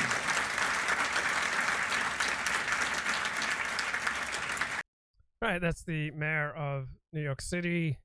Right, Curtis, Yarvin got into a pretty funny debate here. Should the U.S. help Ukraine? I find his disappointment, his disillusionment, and his balls to the wall discrediting of Putinism to be so romantic. Again, I wish him a quick and beautiful death at the hands of our How do you feel about Prigozhin? He's a character, is he not? He's a Jew. Is he? Yeah. He's a Jew. He's a character. He's got personality. I think we can sort of, maybe I'm going out on a limb here. We can kind of agree on a general thesis, which is, first of all, this is a Russian civil war. This is between two centers in the historical. Yeah, sure. I understand that certain borders were drawn by Khrushchev and Clinton and whatever, but within Ruski Mir, within the Russian world, this is a civil war between two great centers of the historic Russian world. Okay, so anyone who says civil war in my social circles, I understand. On the left side of things. Don't they tie them? Don't they do this thing? Don't they do this thing in the? Sorry, go on. We paused. We froze. Hello, Vlad. Can you hear me? There we go. I can rephrase that in a more. I'm here. Yes. Yeah. We're good. You're just on lousy French internet. Yeah. Tell me if he's fine. Yes. We're good. I hear you. Yeah. Sorry, Curtis. Okay. I love Curtis. This isn't a civil war. Ukrainians and Russians really are different people, and Ukrainians have lived within a Russian imperial construct and with Russians in very complex ways, while being both a constituent people of the Russian Empire and the Soviet Union, and the junior partners in the alliance between like the great imperial and the lower imperial, like the Scots to the English within the British imperial tradition, right? They're not the Irish who are potato-eating peasants within the imperial tradition. And so there were Ukrainian Russified aristocrats, there were Ukrainian members of the generals, there were Ukrainian secretary generals of the Communist Party, and so the Ukrainian Communist Party was run by people with names like Semenenko, right? So I mean, you have of course the strange history of the USSR with nationalism, where early in the period of the USSR, of course, they make these huge efforts to encourage Ukrainian linguistic nationalism. They're kind of they're sort of laying claim to the retarded heritage of 19th century linguistic nationalism. The Czechs must be a nation, the Slovaks must be a nation because Slovak is a little different from Czech, et cetera, et cetera, et cetera, et cetera. And the way I understand, okay, fine, all right, I get it, all right, okay. The way I understand the linguistic, the Scots example is, I think, a good one, because let's say that Russia was arming Scotland in an attempt to break away from the UK. Now, you could go and say that Scots, not to be confused with Scottish Gaelic, which is pretty much a dead language, but there is a language called Scots. It has been kind of different from English since time immemorial. It shares ancestry with English. There was a wonderful event that happened recently on the Scots language Wikipedia, because of course these ridiculous little peasant languages have their own Wikipedia pages, and it was discovered that the Scots Wikipedia consisted almost entirely of Wikipedia entries pseudo-translated from English by a teenager who didn't actually know Scots. He was just kind of hamming up in pseudo-Scots and turning no into nay, and this sort of indicates the kind of proper status of Scots as it enters the modern world, where, okay, they're probably really serious peasant areas, where crofters in the hills of Machilele still speak Scots, but if you go to Edinburgh, people speak English, and they've spoken English for the last 500 years. Similarly, if you go to Kiev, then you'll find that Kiev was a Russian-speaking city. I saw, I mean, it was like 60-40 recently. I mean, I saw Aristovich, who is, I'm saying all the Russian names wrong. I just saw a clip of Aristovich talking about the language policy and saying, it was more like, the number he gave for Kiev was more like 85-15. I was speaking to someone about this, obviously not someone necessarily on the same side of yours, and I'm like, well, they must speak some Ukrainian in Lvov. No, apparently during World War II, Lvov is just entirely leveled, and then it's repopulated with Muscovites after the war, and so Ukrainian is just. Wait, you're saying a lot of things. You're saying a lot of things which are partially true and like somewhat not correct and a little bit off, and some things. Let's break it down. The academics. Let's unpack that. Let's unpack it. Okay, first of all, I just wanted to get back to the Civil War thing.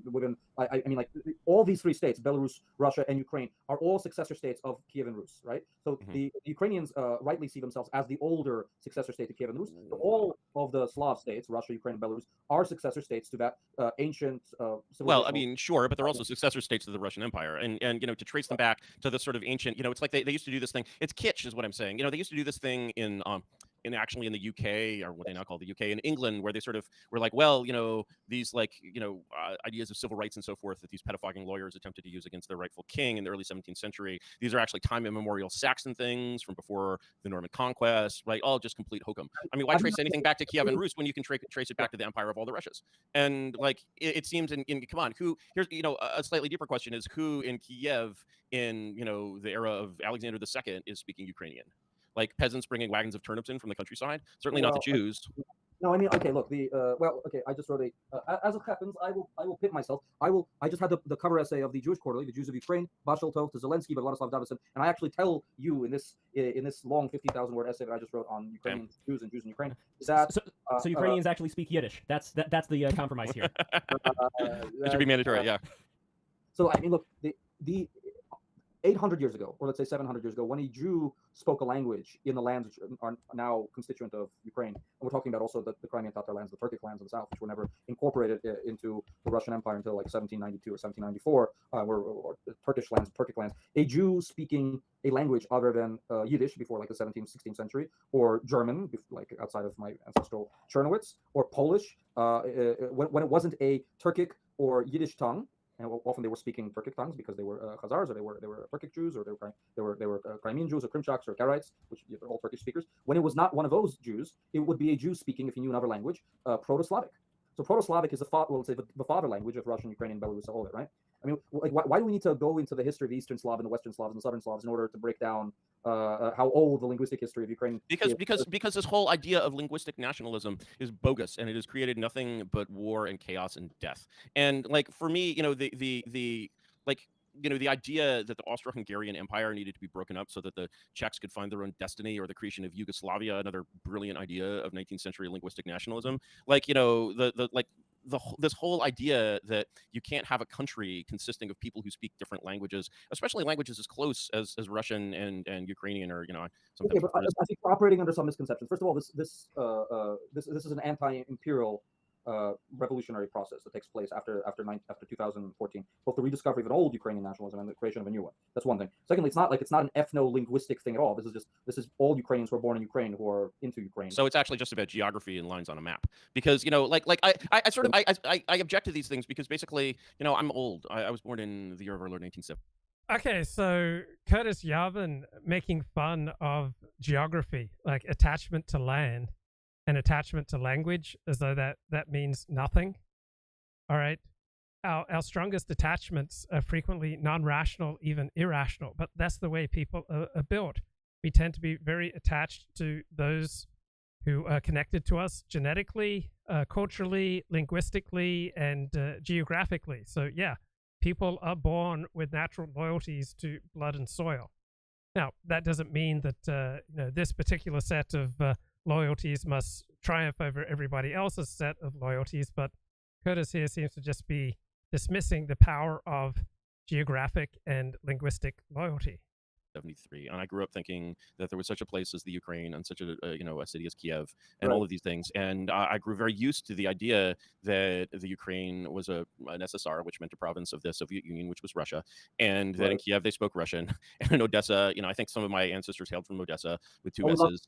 We love you. We love you. I'll take you to Odessa. I wrote my first book about Odessa. I'd love to. Why did they take out one of the S's? What was why is an English speaker do I have to take out an S? No, I am the preeminent defender of the two S's in Odessa. I just got off the phone previously 30 minutes ago with my friend Tom Duvall, who's writing an essay about Odessa, and he just wanted a commentary on why there's two S's in Odessa properly. By the way, I'm only in favor of two S's. It has nothing to do with Russian spelling. No, it's about the shitstoffel. Okay, look again. Let me unpack all of this. Ukraine is fighting for the future. Russia's fighting for the past. Ukraine wants to be independent of a Russian sphere of influence, which is normative. Does it want to be independent? Does it want to be independent of a Washington sphere of influence? Okay, so this argument that Ukraine is fighting for the future and Russia is fighting for the past, this is a very common type of argument used by the left, who believe that the trajectory they're on is just historically inevitable. It's not an argument that I find terribly strong. We don't exactly know the direction of history. What about a Brussels sphere of influence? No, it doesn't, because there's no third way, man. Like, anyone who talks about a third way is just like. So when you're using the word independence, you're sort of using this kind of Orwellian term. You're basically saying, you're not really saying this is an anti-imperial movement. You're saying that a bunch of young disco hoppers in Kyiv prefer the American empire to the Russian empire. So may it be, but call a spade, man. Okay, look, it's not calling a spade. This isn't about empire. This is about freedom to live your life as you want to live it. And the Russians live in a dictatorship. Yeah, we'd all love to live our lives as we want to live our lives. But what other people want frequently conflicts with what I want. Good comment in the chat. Fighting for the future is just liberal newspeak for doing what the liberals want. And they're not allowing other people to leave that dictatorship, right? And so are the Ukrainians allowing people to leave the Ukraine? I mean, don't as a fighting age male of the Ukraine, aren't you don't you have to sneak across the border like a Jew getting out of Germany, and they have a draft? I think you're talking about conscription, the fact that men are not allowed to leave. Okay, so as a kind of anarchist and as an anarchist myself, and coming out of an anarchist background and a libertarian background, I do not think the state should compel people to not be able to leave the state. But in this case, it is law, and it's the law, and those men are needed to fight. And I don't believe that anyone could be thrown into a meat grind. Sorry to interrupt. I think a better question would be not during a state of war, but during a state of peace. What is life like under the Russian government, as opposed to what life would be like under the Ukrainian government, and how much, let's say, the American malfeasance that Curtis may be nervous about penetrating itself into Ukraine, how much is that going to cause problems for the Ukrainian people going forward? So those are the two different comparisons we can make here. So I don't know, Vlad, any thoughts on that? Okay, so much to unpack. I did want to say before that the two civilizational civil war thing is off, but it's not untrue that you can see it as a war of generations of post-Soviet people, in the sense that Zelensky and his people are 40 years old and Putin and his people are 70 years old. In that sense, it's not wrong to say that this is a generational war of different Soviet generations. There's been sociological analysis of the average age of a member of Putin's government. It's 63, 64. The average oligarch of the top 100 people in the regime, 94 are men, or 92 are men, and the average one of them is 62, 63, right? And Putin himself is 70 and is surrounded by people like Patrushev, who are really old, right? 72, 73. And Zelensky's 42, 43. Arestowitch is 37. The average member of his cabinet's 38. His MPs are 35. I hang out with MPs who are 33. The youngest MP in Zelensky's party is a young guy. He actually promised, under Ukrainian law, you could do porochniki. So if a member of Ukrainian parliament comes to get you out, they can take you out from under arrest. He promised me that if I ever get arrested, he can bail me out. 25-year-old member of the Ukrainian parliament. That's an interesting. Is that kind of come from an old Russian legal tradition? It seems very alien to Western law. This idea to come get you out of jail and vouch for you and get you out of jail for free. Anything. Well, I mean, you gonna out Junior for free? I mean, the general impression. Maybe this is an overly. I'm going to set you straight, man. Go ahead. The general impression I have of certainly the Ukraine before the war is that it was Ukraine. Ukraine. It means the borderland, the Ukraine. I grew up. You can't. I grew up speaking English, and in English it's called the Ukraine. You can call it anything you want. You call him the Batman. We're gonna get the Batman. Yeah, exactly. I still say the Sudan. Go after the Batman. I'm totally fine with the Sudan. And it's classic. And in general, my observation, or very remote observation, or my perception of the Ukraine before the war is that it was kind of perhaps the most corrupt place in Central Europe, north of Serbia. And Bernard says I want the freedom to live my life as a monarch. Unfortunately, the Slovakian people hasn't recognized my claim to the Slovakian throne. We need a NATO intervention to uphold my human rights. Amen, brother. Amen. Kind of had a general resemblance to what Russia would look like if the Yeltsin administration had continued into the present. Okay. You know, is that overstated? Is that it is overstated now, and there's been tremendous changes that's taken place in the last 10 years. There's been tremendous changes in all sorts of like things like you know. All sorts of industries. There's been a lot of change. Anti-corruption is a real thing. Ukraine's moved up all those rankings. I'm not the one who keeps the ranking. Corruption was the way that the Russians controlled the Ukrainian political elite. In order to control Ukrainians, the Russians kept a system of corruption above them, and they kept bribing political elites for generations of political elites. That is one of many ways that the Kremlin kept control over Ukraine. Right? The corruption was endemic until in the 90s. Certainly, it's gotten a lot better. A lot of the reporting, makes it look more corrupt than it is. Certainly on procurement, they got rid of corruption in procurement. They just set up a kind of a stock market system for it. It's completely transparent. It is true that Ukraine has a lot of resources and cash, black and gray cash, and being this gray zone of conflict between Eastern Europe and Western Europe, between Russia and Europe, and between the future and the past, there was a lot of cash. And these oligarchs had access to a lot of cash. Much of the economy was in the black and the gray market, right? And so there was just cash circulating. I know one oligarch. His escape plan was he had a plane parked in Boryspil Airport with like $30 million in gold coins in it. That was his final escape plan in case things were going really bad. He had a fueled plane with gold coins in it. Just a lot of cash. So for generations, people from Washington D.C., completely bipartisan, came to Kiev and they used it as an ATM. This is where you and I are going to converge on a lot of things that we do agree on. I think that's good. Sure. So for generations, and it was everybody. It was the Clinton machine just ate at the trough. McCain's people, a lot of McCain's guys. I'm not going to go into the names. I don't want to bore the listeners. McCain's people were up in there, and they were making money. He had a lot of people from Manafort on down who had worked for him. McCain's people were totally integrated into the ATM structure of Ukraine. And so it's not an accident, comrades, that both major parties' standard bearers in the 2020 election were ensnared by scandals having to do with Ukraine, right? Sure. I mean, when I asked my dad knows a few things about corruption because he was the U.S.'s chief economic officer in Nigeria. Now, Nigeria is, of course, I'm just kidding. Yeah, Nigeria is Nigeria. And the thing is, what was interesting and specific about kind of the Biden family's appearance at the trough is that, one of the things, essentially in Nigeria or a place like Nigeria, there's a way that bribery is done in any of these countries when you don't want to sort of violate the forms, but also no one is really looking. So the Clinton, and so for that, you need a fig leaf. And, you can sort of defend your fig leaf and you can say, well, they're not giving money to the Clintons. They're giving money to the Clinton Foundation, totally separate thing, does good works. They're not giving money to Joe Biden. They're giving money to his son, and then you sort of need a route for but the idea, if you basically take the idea that, let's say the son of the vice president of Nigeria is on the board of Amoco, and the idea that this does not constitute a blatant bribe from Amoco to the vice president of Nigeria is like, if you were the right test basically for Americans taking bribes overseas is the test that our own government applies to Americans who are paying bribes overseas. And so if you looked at someone, you're familiar with the FCPA, Vlad? The Foreign Corrupt Practices Act? Oh, yes. Oh, yes, of course. Oh, yes. Of course. Right. And so the thing is, if you basically look at any of these structures and you imagine that the situation is reversed, and rather than foreigners bribing Americans, which of course never happens, it's Americans bribing foreigners, which is a bad thing usually done by evil mega corporations, you would basically, very few of these arrangements would pass the laugh test. So, okay, look. Let me cut you off. I agree with you. There's been tremendously nasty activity, and that a lot of people on both sides did horrific things. In fact, I've been a U.S. law enforcement witness about some. Okay, interesting debate there with Curtis Yarvin and an academic, Vladislav Davidzon.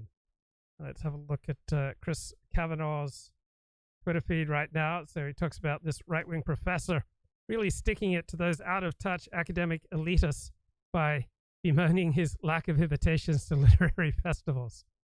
So right-wing UK professor, I find it rather amusing that so far not a single literary festival has asked me to talk about the biggest selling book on British politics this year. I wonder why our institutions are hopelessly out of touch with the country that surrounds them.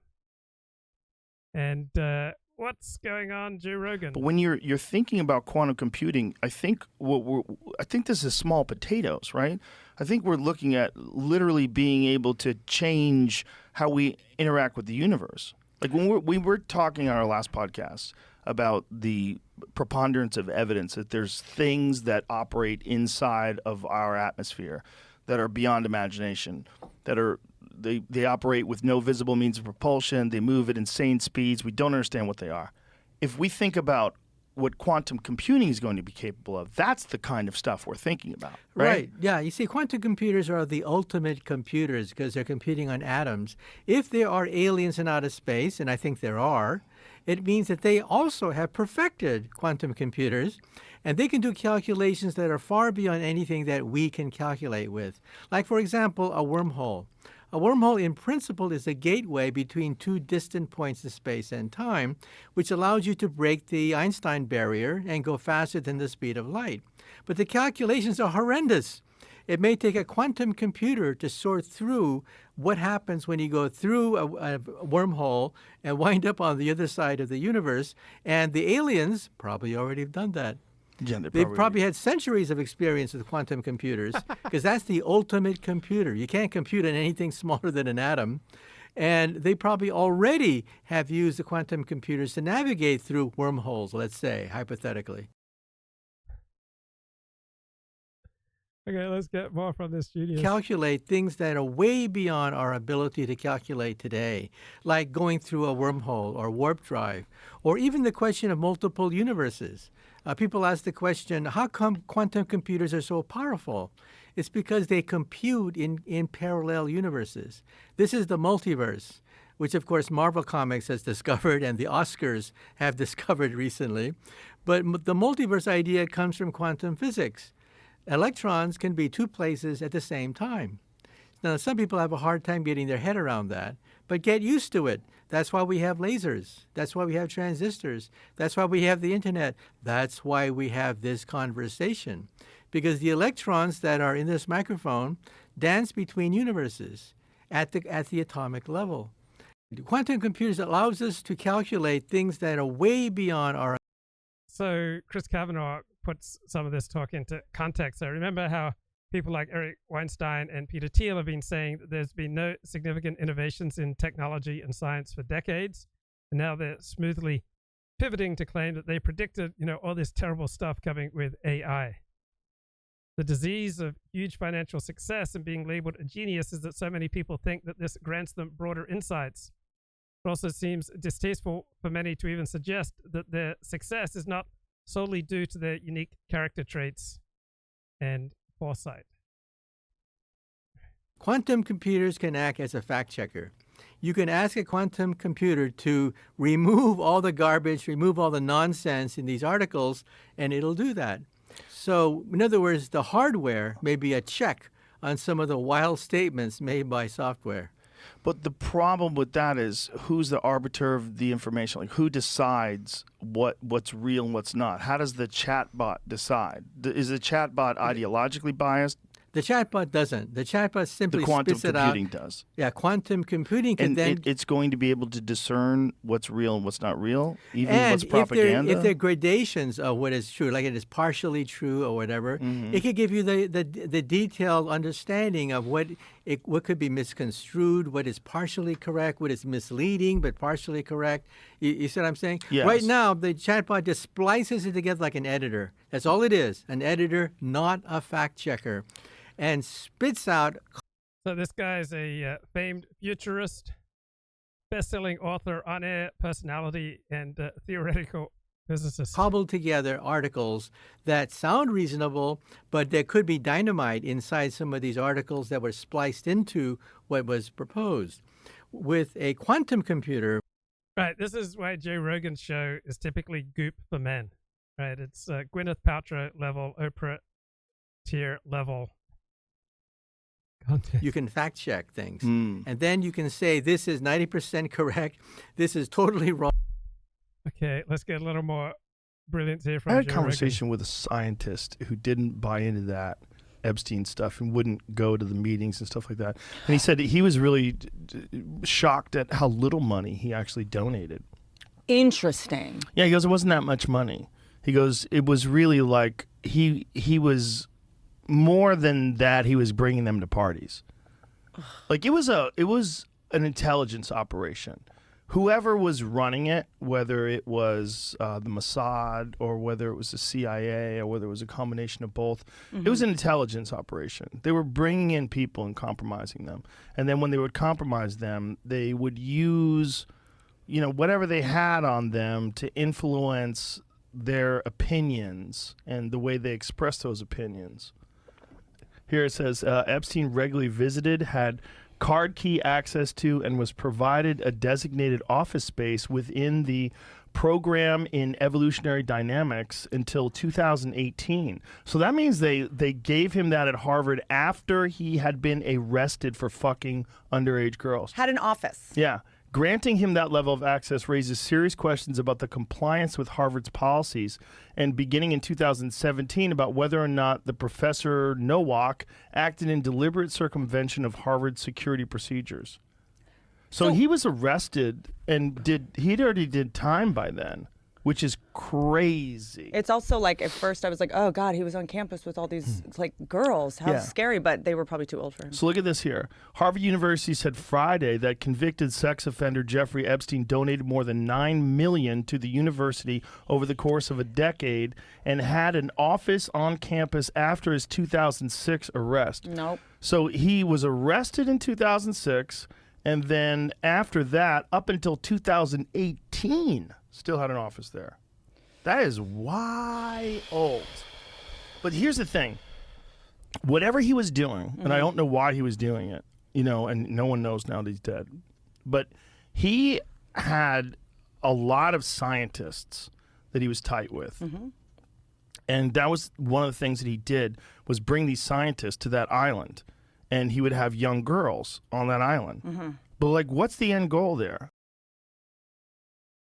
Okay, so you've got Truth Justice tweeting, the Committee of 300 who controls the CIA and the MI6 are running Epstein Island to ensure compliance and control of leaders, scientists, politicians, actors, many others they place in key positions of society to promote their ideologies and agenda.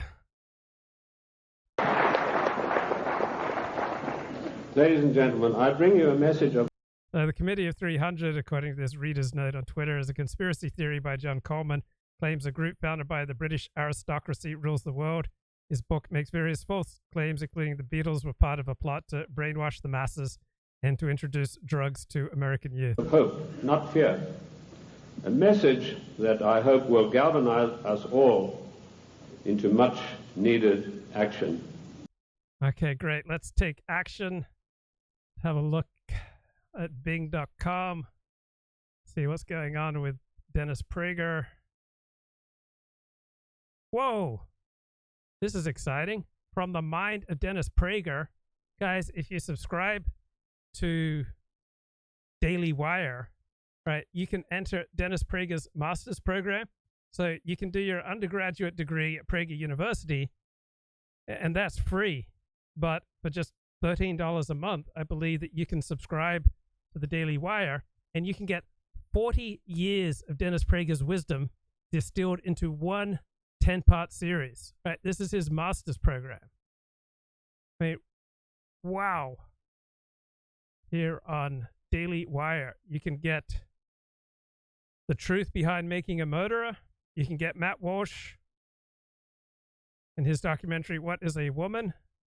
You can get the groundbreaking countercultural outlet that started it all, Daily Wire. Wow, Jordan Peterson content. And best of all, Jordan Peterson is just getting started. Did you know that he's captivated audiences, outraged millions, and inspired millions more? Hollywood is broken, guys. It's time for a clean slate. We're creating original films and fearless documentaries and new Prager's You content. This is awesome. The Dennis Prager Masters Program. All right, so he's going to distill 40 years of wisdom into 10 approximately 5-minute courses. And you can get a master's degree, right, from PragerU, but only if you join the Daily Wire. My God, what a deal! Only $13 a month. Some of this stuff. You can Google me. It's all. You suggest. I have one question actually. You suggested in your article in Tablet that Shokin, the fired prosecutor, was less than a prince, and I can certainly imagine that he was less than a prince. But you infer, because he was less than a prince, that he was not executed, or not fired by Biden's command because he was going after Burisma. And the syllogism doesn't really compute to me, because I'm not a Democratic Party. Let's frequently, I'm just saying this sort of raised the flag, because the theory that the prosecutor is corrupt and the theory that the corrupt prosecutor is going after Burisma is not at all inconsistent. If you look at the way things are done, for example, in our dear neighbor to the south, Mexico, it's very, very much the case that perhaps the drug czar is going after Los Zetas and ignoring the Gulf Cartel. This is not because he's a prince, but because the Gulf Cartel has paid him to take on the Zetas. So that the sort of the firing of Shokin was clean does not follow from the fact, which I believe that you report, that he's not a prince. Okay. Yet again, let me use this nonsense academic talk. Let us unpack. Maybe you should do the rest of that episode. I do good Borat. I do Zelensky. Get me drunk. I'm famous amongst the Ukrainian press corps. Actually, the only accent that I can really speak is an Indian accent. After many years working in the Silicon Valley, I have developed a very good Indian accent, and I'm very good at working with the Indian software professional. We found a replacement for Apu, everybody. There's Apu up here with us. Look, I do. Sorry. I will do Yoda for you. I can do Yoda. I can do Zelensky, and I can do Borat. Is it true that Zelensky doesn't even speak Ukrainian? Is that true? No, his Ukrainian is really good. It's really good. It's like with no accent. Yeah. He was like a native Russian speaker who was more comfortable in Russian, who grew up speaking Ukrainian school. It was like much better than your high school French, but his Ukrainian became truly fluent over the last 3 years, and his English became okay.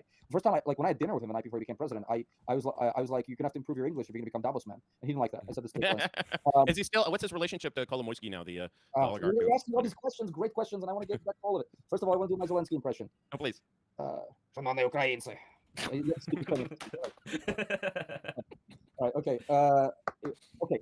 We'll get back to Kolomoisky, we'll get back to Zelensky, we'll get back to all these things. One thing at a time. We're having a lot of fun, so we're going all over the place. Let's get back to Ukraine as the breadbasket of the traditional American empire. We used to call it the Russian empire, called the breadbasket of the Washington D.C.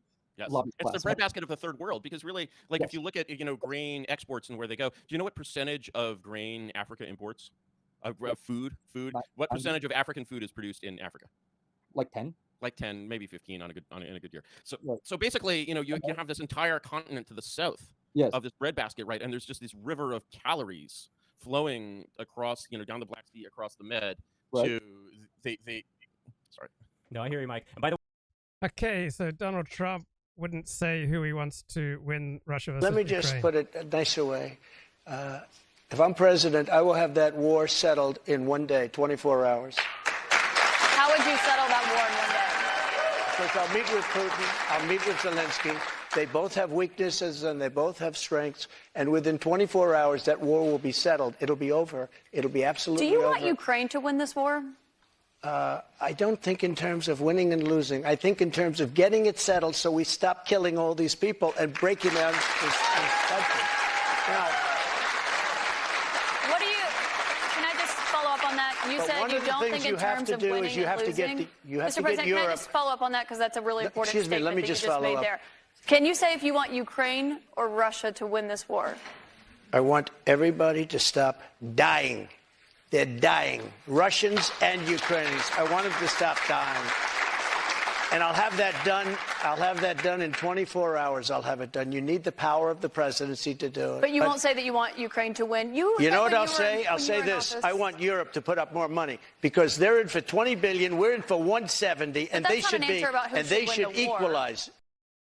Okay, I guess I'm more sympathetic with Donald Trump there. If he can stop the killing, stop the war, that's more important than whether Ukraine wins or loses. Okay, here's Tucker Carlson. His 1991 Trinity College yearbook picture lists him as part of the Dan White Society. Tucker says that he was added to this as a joke. My God, how could people joke about such things? The way everybody need those super chats so that the seat can be replenished for those birdies on the screen over there. Excellent, excellent. So you've got this kind of river of calories flowing down the Black Sea through the Bosphorus and down, dropping like a golden rain onto Africa, which has basically been sort of transformed into the human equivalent of a salmon farm. And like all of this, the Black Earth. What's the Black Earth in Russian? How do you say Black Earth? Cherny something. Черная земля? Yeah. It's just being converted into like food pellets to feed the endlessly burgeoning population of the Dark Continent. And like, comment: is this good? Is this bad? Should there be more of it or less? How do you feel about this? Am I in favor of Ukrainian state selling grain on the international market and selling it to poor Africans who need to eat? Yes, I'm in favor of African eating. I mean, look, Ukraine is tremendously fecund. I think like 30% of the world's Black Earth is in Ukraine. It's not a huge part of the world. It's at the point where I think we're about to produce like 400 million people's worth of. Can I use this this technical? Okay, I'm thinking about going more confessional with my makeup videos. Let's talk about. Come on. Struggle with anxiety. I don't talk about it that much because I try and just cope with it, but I've realized it's something that really needs to be discussed, especially with our generation. So I've had anxiety since I'd say like middle school. I also have pretty bad ADHD, so that makes the anxiety worse. I've tried almost every ADHD and anxiety medication on the planet. I took ADHD medicine for about 3 years, starting my senior year of high school. And let me tell you, it really helped, but there are a lot of side effects. I don't want to go into detail about all the side effects, but it really was unpleasant. Anxiety medication never worked for me. It just made me feel extremely tired. And I've struggled with panic attacks my entire life. And let me just tell you, it is not fun. My panic attacks would get so bad that my hands would crunch up like this and I wouldn't be able to move them. There was a time where I couldn't leave my house without fully getting a terrible panic attack. I'm so sorry, I should have made this a longer video. Go to part 2. Okay. Seems like the way forward. Oh, come on. I'm gonna do the thing where I get ready and tell you facts about myself. So I was born and raised in New Jersey, and I'm from Monmouth County, New Jersey, so kind of like central. I have 4 siblings. I'm the oldest. I have 3 sisters and a brother. My parents got divorced when I was in 3rd grade. He got remarried, and that's where I got my 3 other siblings. So my youngest sibling is 5. So I'm 21, my sister is 19, and then my other sisters are 9, 8, and my brother's 5. Growing up, I tried a lot of different sports. The only thing that really stuck was horseback riding and then dancing. Finding girlfriends was always hard for me until about high school, but in middle school, I really went through it with bullying. I wanted to transfer in 6th grade. I am a Sagittarius. I got my eyebrows laminated today, so I don't think I'm gonna touch them, but I love the way they came out. I started working when I was 12 years old. I worked with all of my cousins in an ice cream shop. And then after that, around my sophomore year of high school, I started working at Hazel Boutique, which is where I get all my clothes and these bracelets from. I've always loved posting stuff, but when I was younger, it used to get me in a lot of trouble. Sometimes it still does. When I was in 4th or 5th grade, I was offered a contract with Ford Models, and I declined because I wanted to be a professional dancer. Why my mom let me make that decision, I don't know. I've been really liking this MAC Fix Plus setting spray. My family are all animal lovers, so I have seen a lot of different pets in my house. Right now we have a few dogs, cats, we have goats, pigs, a bunny. We also have a horse. We also took care of a deer at one point. I am definitely a warm weather girl though. That's why I decided to come down to Miami for college. I'm a senior and I am majoring in marketing. I live in a house with 5 of my best friends. And I will probably stay in Miami after I graduate unless I go to California, but I don't know. I love traveling and I love to go out and have a good time. I don't know why I'm struggling to come up with more facts about myself. I can't think of anything. I'm very big on you only live once, and so you should probably just say yes. I've always gotten good grades. I usually get A's in all my classes my whole life, but sometimes I can be kind of a ditz. Let me know if you guys have any more questions for me though. I don't know if I have any other fun facts. I've never gotten a nose job. You guys always ask me that.